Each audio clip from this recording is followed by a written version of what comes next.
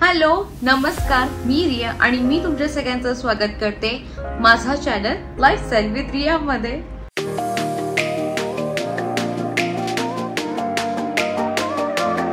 तर आजचा हा व्हिडिओ असणार आहे how to curl your hairs using a straightener. स्ट्रेटनरने आपली केस कशी कर्ल करायची हे आज आपण बघणार आहोत।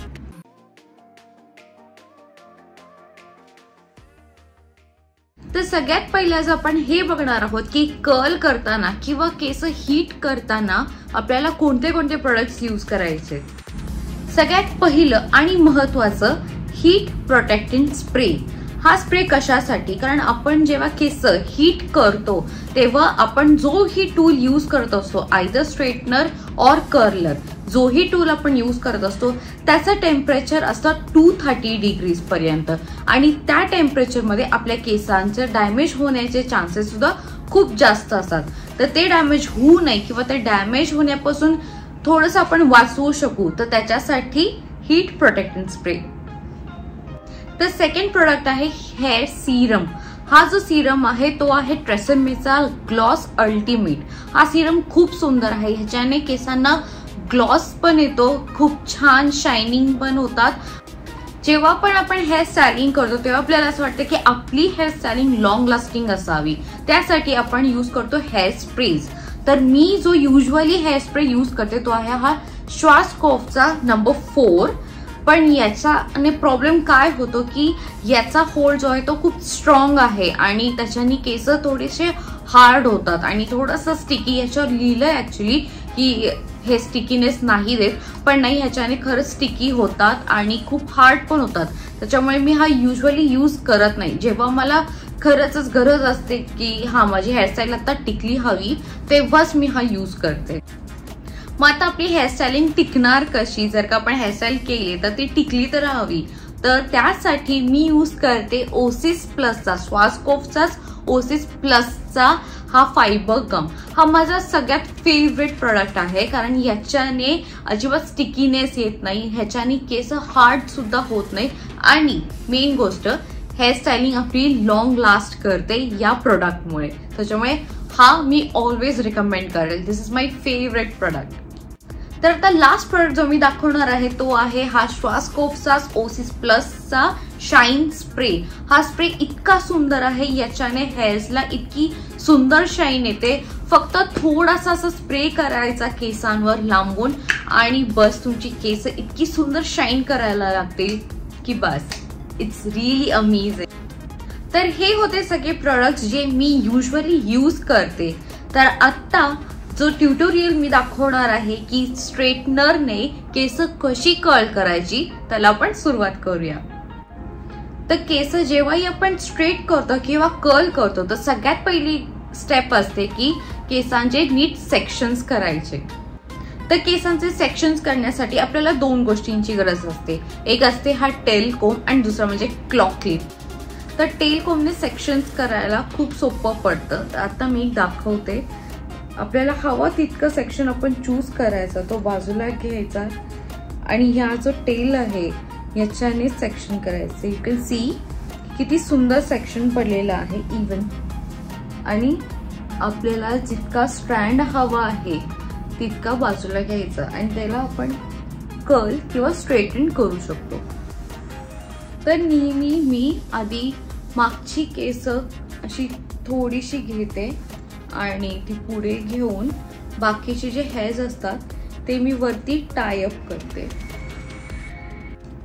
तर आता मी जो स्ट्रेटनर यूज करते तो आहे हा फिलिप्सचा सेल्फी स्ट्रेटनर।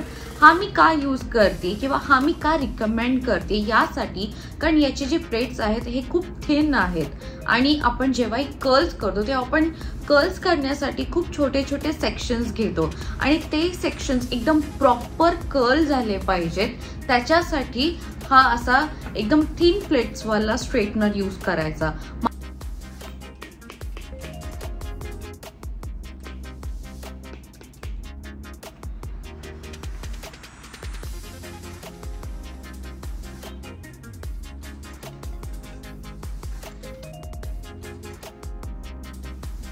तर आता मी हेअर्सचा हा छोटासा स्ट्रँड घेणार आहे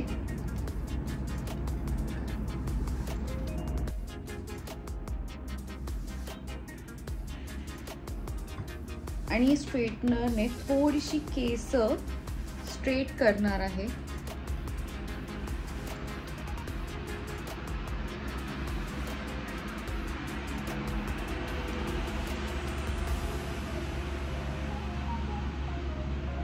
आणि आता मी आउटवर्ड टर्न करते, त्याच्यामुळे स्ट्रेटनर घ्यायचा आणि बाहेरच्या साईडला टर्न करून हा असा खाली ग्लाइड करायचा. Slowly slowly. You can see curl किती सुंदर झालेला आहे. मी आता अजून एकदा दाखवते. एक छोटा स्ट्रँड घ्यायचा,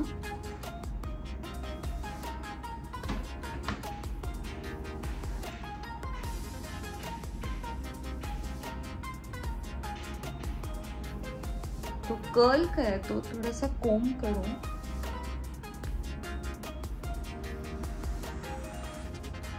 स्ट्रेटनर हा आडवा पकडायचा. स्ट्रेटनरच्या दोन्ही प्लेट्सच्या आत आधी केस ठेवायची आणि मग स्ट्रेटनर असा आउटवर्ड टर्न करायचा आणि तो खाली असा सॉफ्टली ग्लाइड करायचा.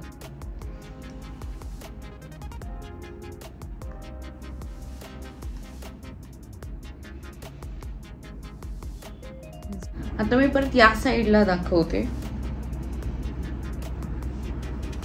आधी केस कोंब करून घेऊया, मग एक स्ट्रँड घेऊया. परत मी आउटवर्ड्स टर्न करतेय बाहेरच्या साइडला आणि तसंच ठेवून आता मी हा खाली घेते.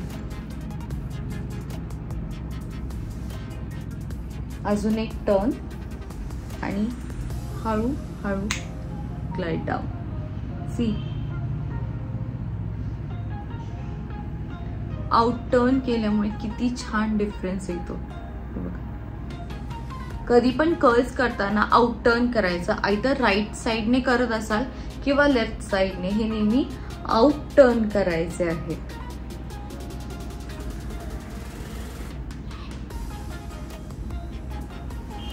तर आता मी पटकन माझी सगळी केस करते आणि मग परत येते.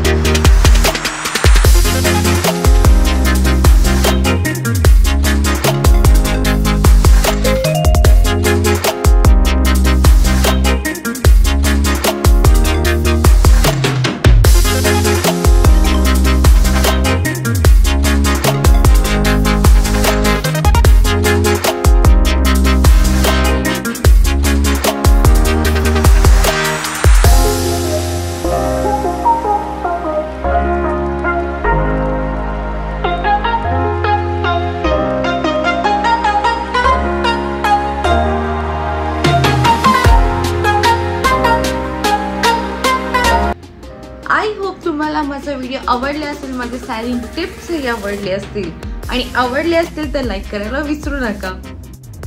So that's it for today. Thanks for watching my video. Bye.